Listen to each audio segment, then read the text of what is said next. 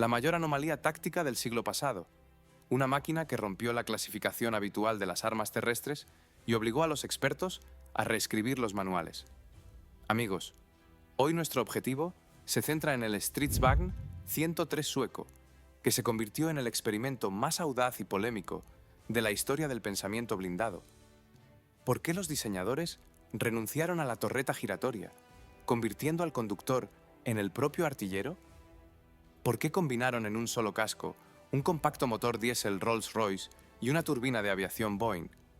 ¿Y qué era realmente este sueco? ¿Un tanque defensivo genial o simplemente una pieza de artillería autopropulsada sobrevalorada? Recomiendo ver este video hasta el final. Allí les revelaré la loca lógica que llevó a los diseñadores a utilizar tanques de combustible externos como blindaje de protección contra proyectiles de carga hueca, y por qué Suecia se negó durante tanto tiempo a reemplazar este proyecto incluso por los Leopard alemanes. Comenzamos. Los militares suecos desplegaron un mapa sobre la mesa y guardaron silencio durante largo tiempo. La frontera se extiende a lo largo de cientos de kilómetros, llanuras, arboledas dispersas y casi ningún refugio. A mediados de la década de 1950, la columna vertebral de las fuerzas blindadas de Suecia era el Centurión, comprado a los británicos, fiable y probado. Pero cuanto más detenidamente analizaban los especialistas las estadísticas de su uso, más claro se presentaba el problema. La Administración de Material de Defensa de Suecia convocó un concurso para sustituir al Centurion.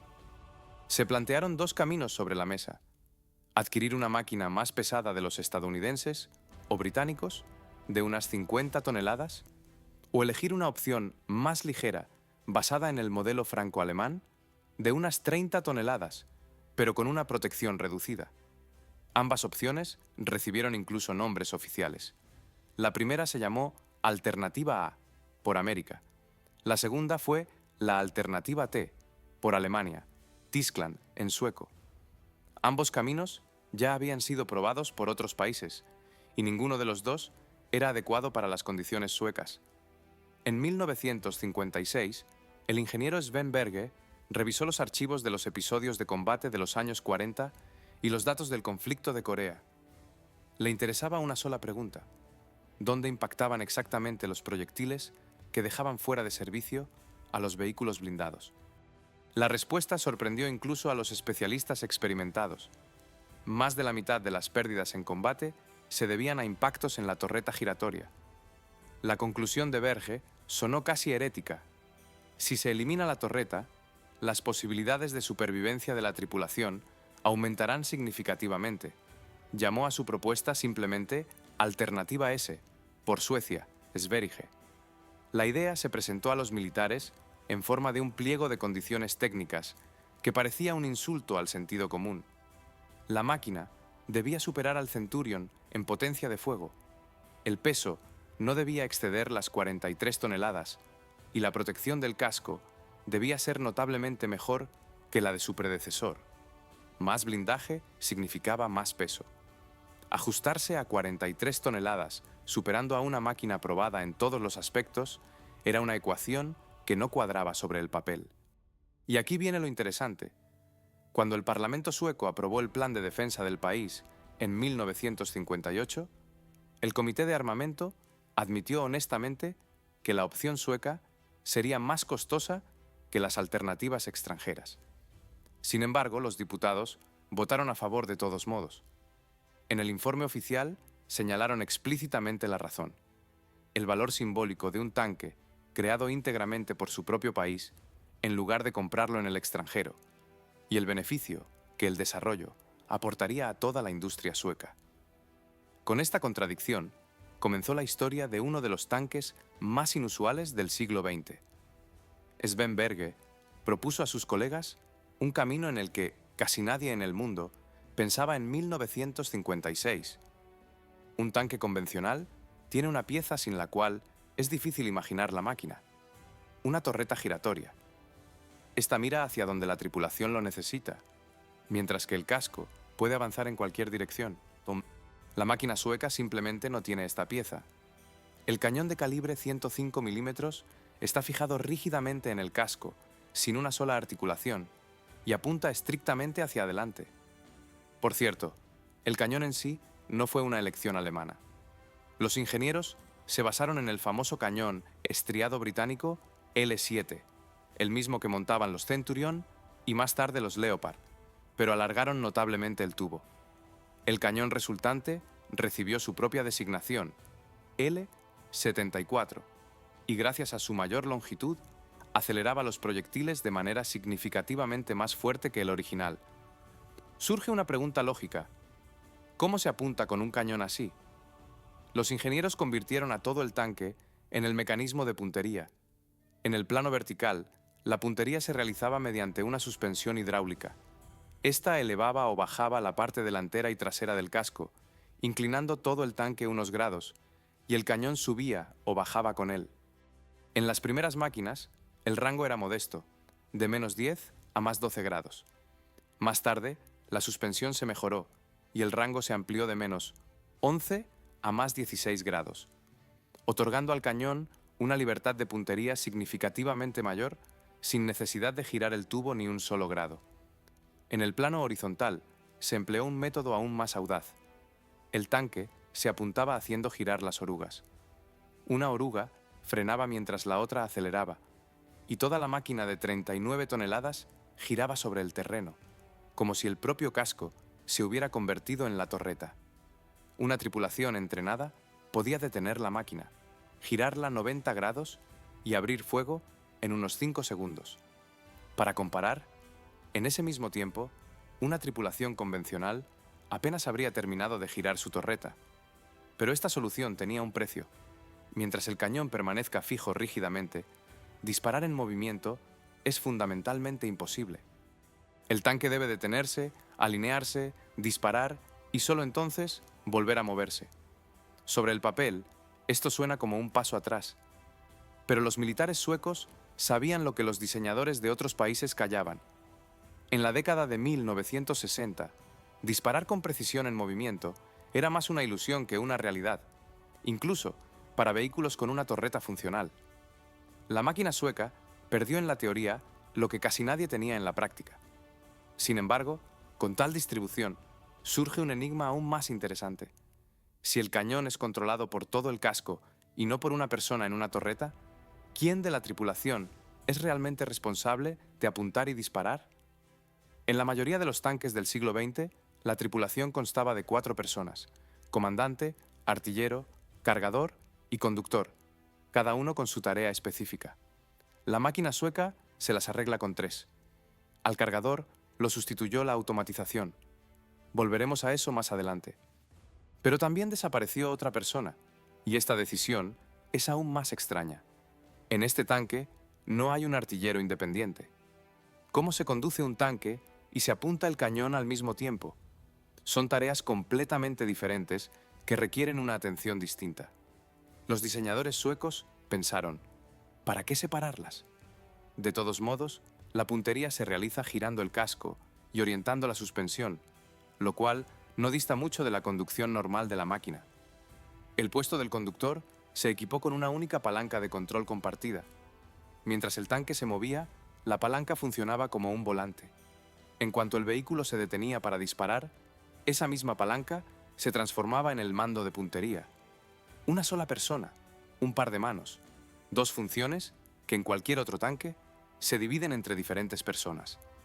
En sueco, este puesto se llamaba simplemente Stridsvagnsförare, el conductor artillero, y la persona que se sentaba al lado era el vagnchef, el comandante del vehículo.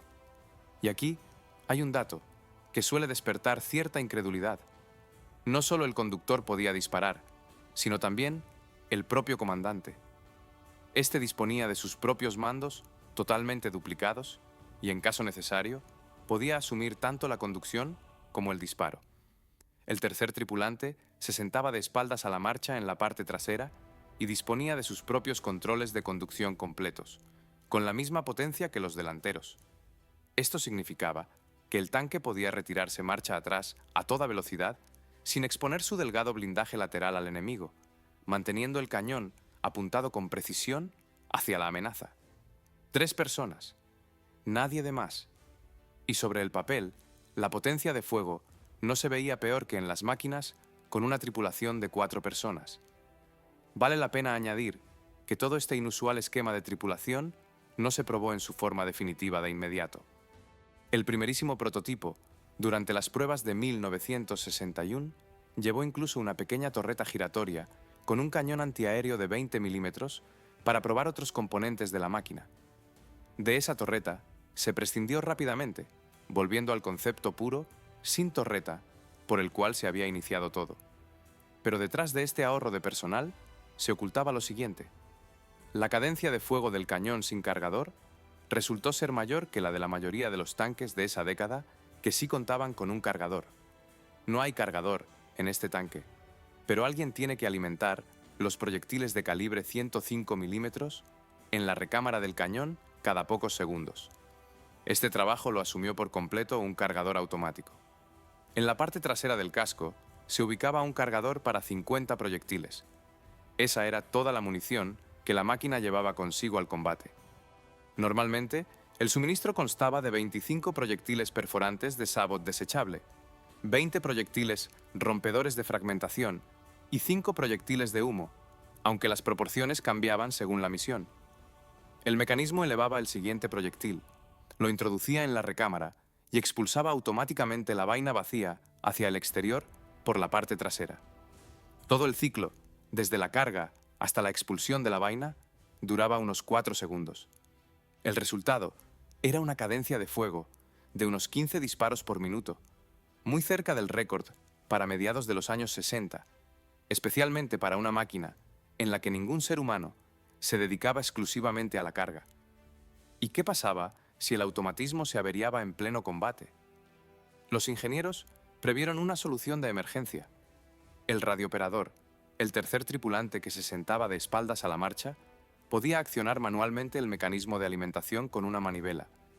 Era lento e incómodo, pero el tanque no se convertía en una caja inútil con un solo disparo en su interior. Los telémetros láser no existían en las primeras versiones de la máquina. Se instalarían solo 2 décadas más tarde. ¿Cómo se alcanzaban los blancos a gran distancia en aquel entonces? Se corregía el tiro con una ametralladora coaxial. Una ráfaga corta con munición trazadora mostraba la trayectoria. El artillero ajustaba el casco y solo después se realizaba el disparo con el cañón principal. Un método sencillo, utilizado por los carristas de todo el mundo en aquellos años. Por cierto, además de la ametralladora coaxial principal, se montaba otra en el techo de la máquina para protegerse de los aviones de vuelo bajo. Según la idea de los diseñadores, la tripulación debía ser capaz de defenderse no solo de los tanques enemigos, sino también de los aviones de ataque a tierra en vuelo rasante. Mínimo de personas, mínimo de movimientos superfluos, alta cadencia de fuego e incluso un plan para el caso de una avería. Y sin embargo, la parte más vulnerable de esta máquina resultó no ser ni el cañón ni el cargador automático. El elemento más vulnerable fue precisamente aquello por lo que los diseñadores iniciaron todo este esquema: la protección de la tripulación. Miren la parte delantera de este tanque de perfil y verán no un plano liso, sino 2, colocados en ángulos diferentes, como la proa de un barco y no una simple plancha de blindaje. La plancha superior está inclinada a 78 grados de la vertical, la inferior a 72 grados. El espesor de cada una es de solo 40 milímetros. Para los estándares de los tanques de los años 60, se trata de un acero delgado, pero el ángulo de inclinación lo cambia todo. Un proyectil que vuela hacia esa plancha no penetra el metal por el camino más corto, sino a lo largo de una diagonal larga. Cuanto más agudo sea el ángulo de impacto, mayor será la probabilidad de un rebote. El proyectil simplemente resbala sin llegar a penetrar el blindaje. Los militares exigieron estos ángulos específicos no sin razón.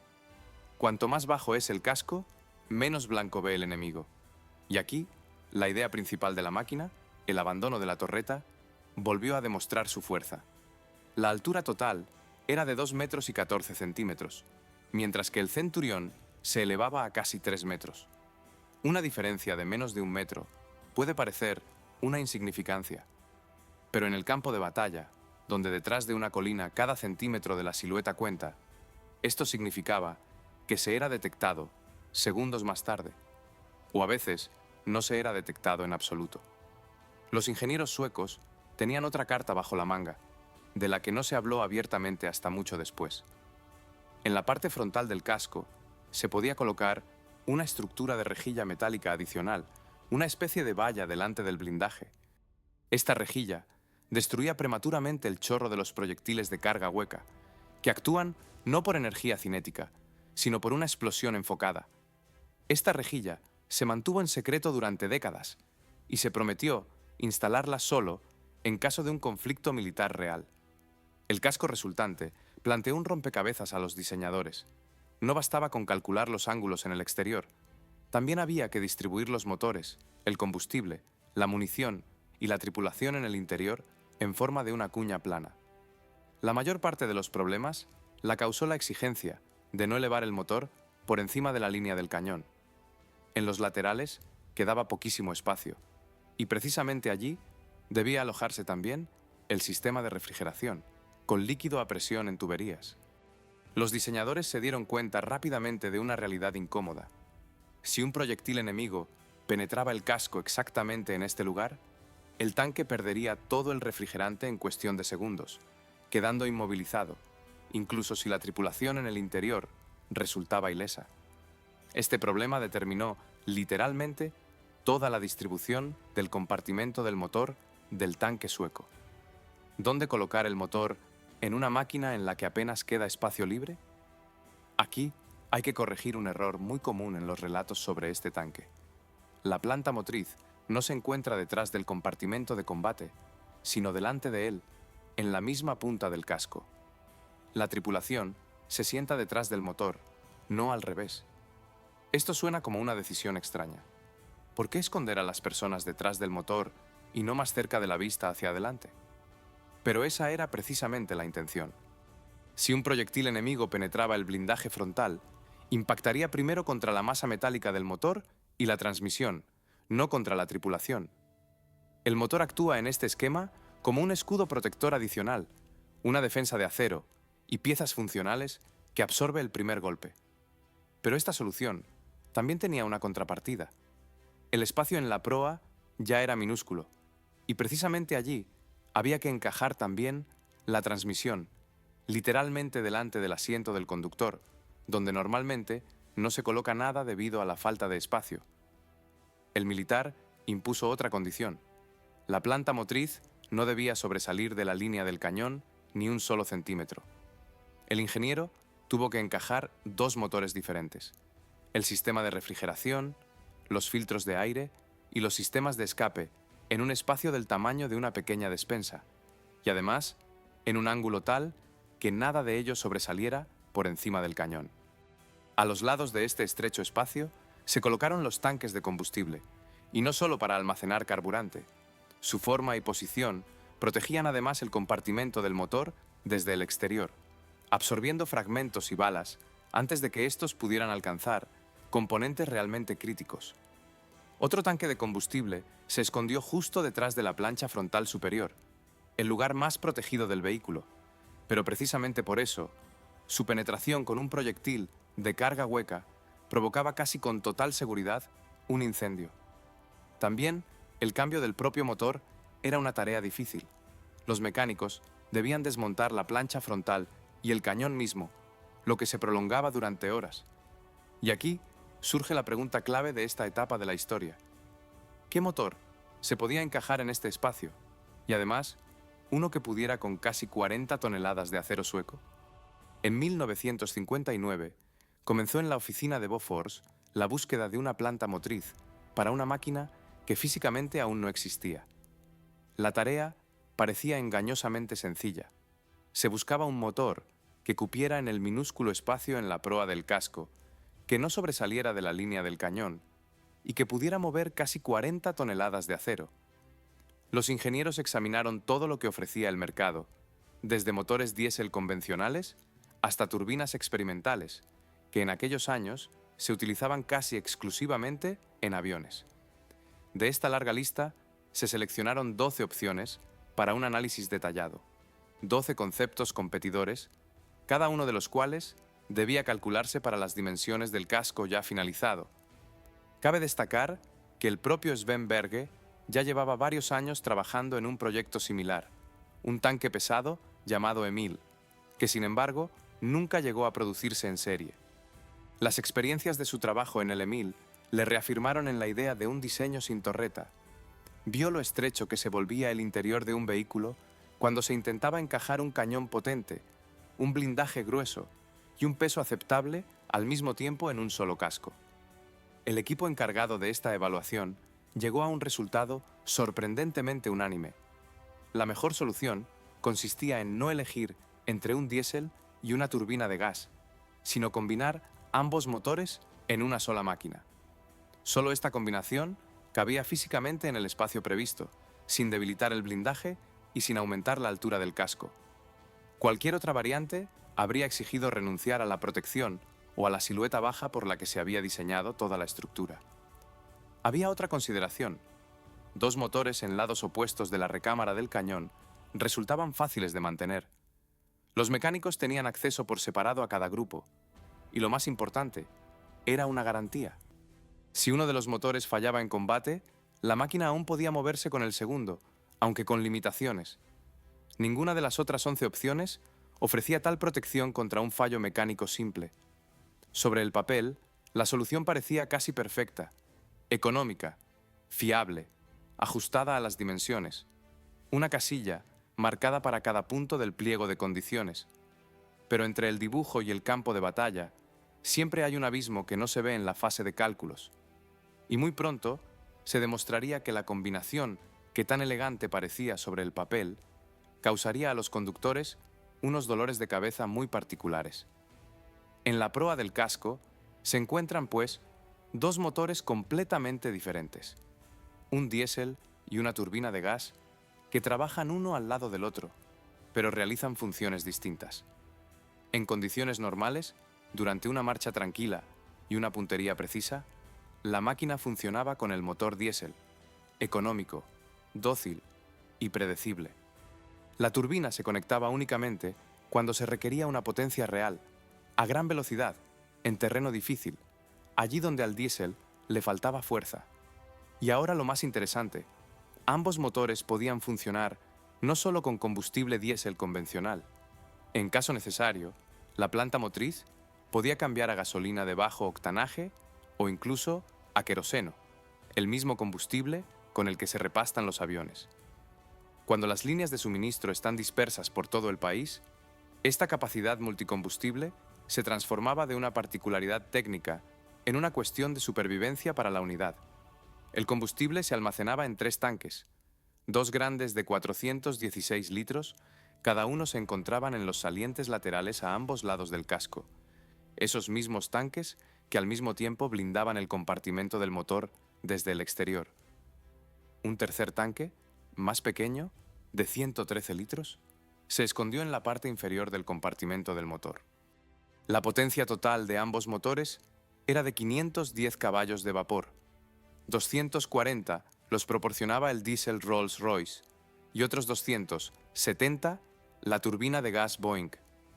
Para 39 toneladas de acero, esto era bastante respetable, pero los militares querían más. En la segunda versión de la máquina, la turbina se sustituyó por una más potente de Caterpillar. Esta sola desarrollaba casi 500 caballos de vapor, por lo que la potencia total aumentó a 730. Con esta reserva de potencia, el tanque aceleraba en carretera hasta 50 km por hora y podía recorrer unos 400 kilómetros con un depósito, valores que eran perfectamente comparables con máquinas mucho más pesadas de aquella época. Se creó un sistema inusual, un caso raro en el que un tanque vive literalmente de 2 corazones diferentes, cada uno de los cuales es capaz de trabajar solo si el otro falla. Pero si se compara esta turbina con la que aparecería poco después en otro famoso tanque, el T-80 soviético, resulta que la versión sueca era inferior en varios aspectos fundamentales. La turbina de gas del tanque sueco ocultaba un secreto bastante desagradable. El motor Boeing 502-10, instalado junto al diésel, no se desarrolló originalmente para vehículos militares. Esta turbina se había diseñado para helicópteros estadounidenses. Piensen en lo que esto significa. Un grupo, diseñado para trabajar en el aire a revoluciones constantes, se encontraba de repente en un tanque que se sacude en los baches, gira sobre el terreno y se ve obligado a cambiar de velocidad bruscamente. Las turbinas tienen una propiedad que las relaciona más con un avión de reacción que con un camión. Si se suelta el pedal del acelerador en un diésel, el motor frena el vehículo por la compresión de los cilindros. Con una turbina, este truco no funciona. Continúa girando por inercia, no aportando casi nada a la deceleración. A esto hay que añadir el tiempo de respuesta. Llevar una turbina a revoluciones de trabajo no es lo mismo que pisar a fondo el acelerador de un motor de pistones. El motor necesita tiempo para ganar revoluciones y reacciona a una demanda repentina de potencia con un retraso perceptible. La turbina se comportaba de forma estable solo bajo una carga constante y uniforme. Además, la turbina resultó ser una verdadera devoradora de combustible, notablemente más sedienta que el diésel, especialmente al ralentí y durante las paradas frecuentes. Precisamente por eso, se conectaba solo cuando una potencia adicional era indispensable. Y para esta sed hubo una confirmación práctica directa. Cuando se comprobó que el peso real de los tanques de serie era mayor del calculado, los 270 caballos de vapor originales de la turbina Boeing resultaron simplemente insuficientes. Ya después de 80 máquinas fabricadas, los militares exigieron un reemplazo, esa turbina Caterpillar, casi el doble de potente de la que ya hemos hablado. Las tripulaciones tuvieron que acostumbrarse a una máquina que se comportaba de forma totalmente diferente a cualquier otro tanque en el que se hubieran formado antes. Los conductores recibieron una formación específica sobre las particularidades de esta propulsión. ¿Cuándo se debe conectar la turbina? ¿Cómo evitar sacudidas bruscas? ¿Y cómo reducir la velocidad sin realizar un frenado de emergencia? Para comparar, el T-80 soviético, que apareció un poco más tarde, se diseñó desde el principio en torno a una sola turbina de gas concebida específicamente para un tanque y no procedente de un helicóptero. Los suecos adaptaron en esencia una tecnología ajena a su vehículo y pagaron por ello con el carácter caprichoso de su motor. Pero esta combinación también tenía un verdadero triunfo, y su nombre no era la turbina. Mientras la turbina daba problemas, todo el trabajo real recaía en su compañero, el motor diésel Rolls-Royce del tipo K60. Y aquí, los suecos tenían un verdadero as bajo la manga. Este motor no era en absoluto una novedad experimental, desarrollada deprisa y corriendo para este único tanque. El K60 ya se había probado en el ejército británico. Se utilizaba en el vehículo de transporte de tropas FV-432 e incluso en el tanque Chieftain. El secreto de su compacidad residía en un concepto inusual. En cada cilindro se movían dos pistones opuestos, uno hacia el otro, sin la culata convencional encima. Este concepto permitía exprimir más potencia de un volumen más pequeño, exactamente lo que se exigía en el estrecho compartimento del motor. Y este diésel también poseía la capacidad multicombustible. Podía funcionar con diésel, queroseno, combustible de aviación e incluso con gasolina de bajo octanaje, esa propiedad que ya hemos mencionado. La verdadera elegancia de la solución no residía, sin embargo, en los motores mismos, sino en lo que los conectaba. La transmisión automática para este dúo fue desarrollada por ingenieros de Volvo, conjuntamente con Bofors, y con un objetivo inteligente. Las características de rendimiento en el eje de salida de diésel y turbina se igualaron deliberadamente, revoluciones, par motor, de modo que para la caja de cambios apenas importaba cuál de los dos motores la accionaba. Gracias a este diseño, los suecos no tuvieron que construir dos cajas de cambios diferentes para dos motores distintos. Bastó con una sola transmisión mecánica que funcionaba perfectamente tanto con el diésel como con la turbina. Para el conductor, esto significaba simplicidad. Las marchas cambiaban automáticamente sin embrague, dejando las manos libres para el control y la puntería del cañón. La caja de cambios era de construcción sencilla, con solo dos marchas hacia adelante y dos hacia atrás. Pero para una máquina que rara vez tenía que recorrer largas distancias a velocidad máxima, esto era más que suficiente. Resulta divertido que incluso el fiable diésel Rolls-Royce no permaneció en esta máquina hasta el final de su servicio. En los años 80, en el curso de una gran modernización, se sustituyó finalmente por un diésel estadounidense de Detroit Diesel, que era algo más potente. Pero durante todo el periodo de servicio del motor británico original, este fue el que mantuvo la reputación de la máquina. Así se presenta un panorama interesante. Una turbina aparentemente desafortunada fue literalmente salvada por dos diseños sumamente acertados a su lado. Pero esta inusual máquina sueca poseía otra capacidad en la que casi nadie piensa cuando se habla de tanques de combate. Después de hablar de motores, combustible y de los dolores de cabeza de los conductores, es hora de una breve pausa.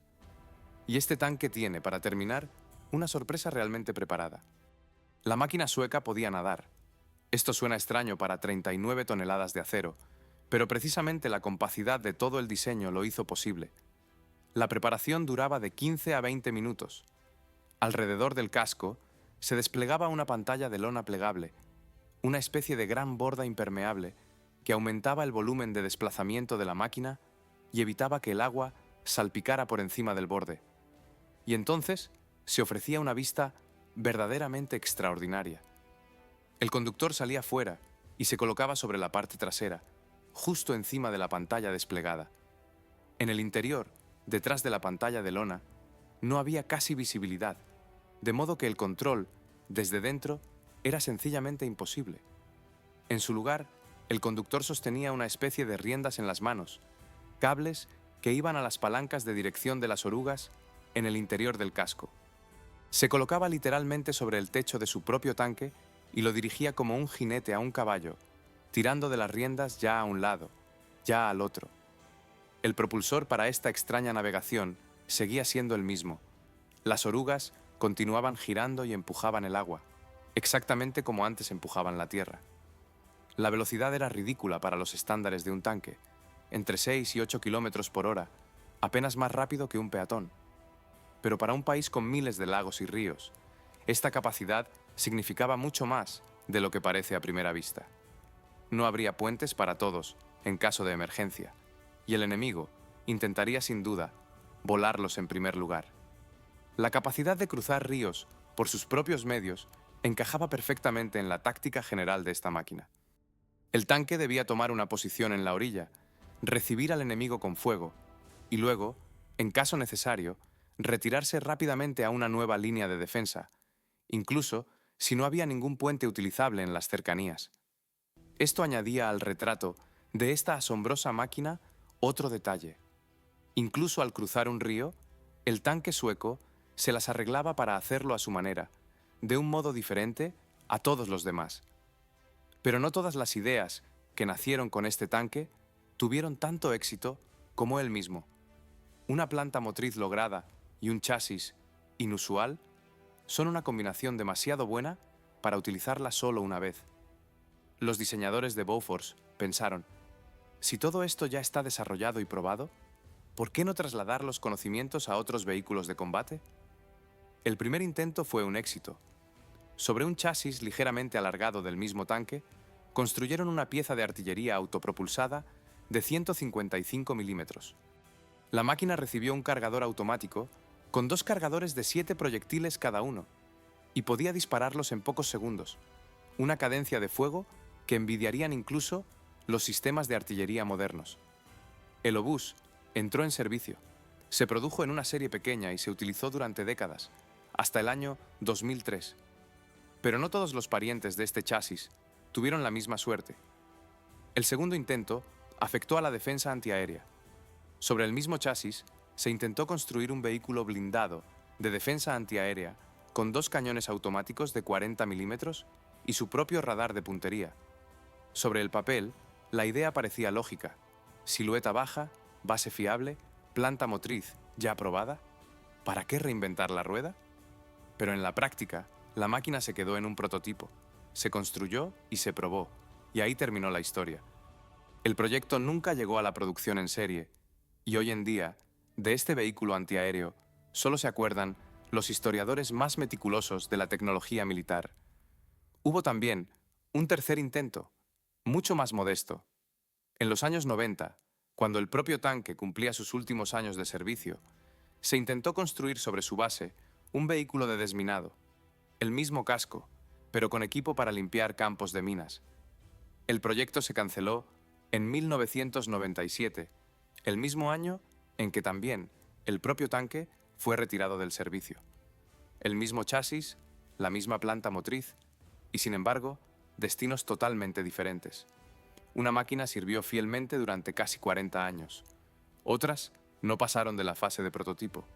Y aquí surge una pregunta que se debería haber planteado antes.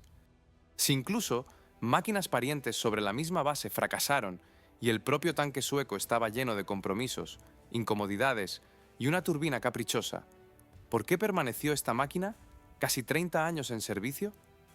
Esta extraña máquina sueca estuvo en servicio casi 30 años, desde 1967 hasta 1997.